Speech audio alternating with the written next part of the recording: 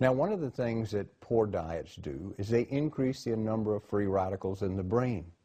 We know as we age, the brain starts to develop more and more free radicals, so that aged brains produce about twice as many free radicals and lipid peroxidation damaging products than do young brains. And we know that a lot of this is related to inflammation and to our diet and exposure to toxins. Now, things in our diet that can increase free radical generation include high sugar diets, high carbohydrate diets, particularly if they're simple carbohydrates. These increase free radical generation and lipid peroxidation. We also know that the omega-6 fats drastically increase brain inflammation. So that if you're consuming a diet like the typical American diet, which contains 50-fold higher concentrations of these omega-6 fats than normal, or needed for normal metabolism, drastically increases the inflammation of the brain. When the brain is inflamed, it does not function properly. We have brain fog, difficulty thinking, sleeping, trouble with our behavior. All of these things become manifest when the brain is inflamed.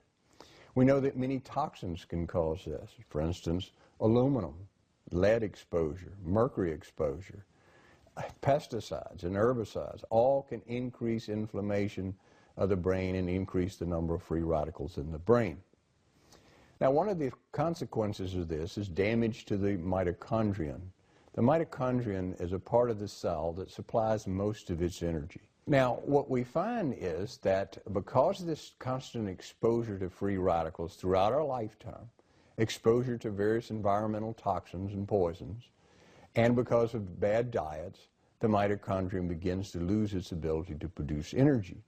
What this does, it makes the brain and the brain's connections much more sensitive to damage by these free radicals and lipid peroxidation products. We also know it makes the brain infinitely more sensitive to what we call excitotoxicity. Now, excitotoxicity is a pathologic process that is responsible for a lot of the damage we see in strokes, head injuries, autoimmune diseases of the brain, infections of the brain. All of these are related to this mitochondrial dysfunction. Now, when we're eating diets that are high in inflammatory chemicals like the omega-6 fats and high in sugar, that also accelerates this mitochondrial decay. And we find that if you begin to change your diet, reduce the amount of sugar, reduce the simple carbohydrates and omega-6 fats, increase the omega-3 fats, particularly the DHA component, that the mitochondria begin to function much better and can produce more energy. This reduces the damaging effect of this excitotoxicity and of the inflammation.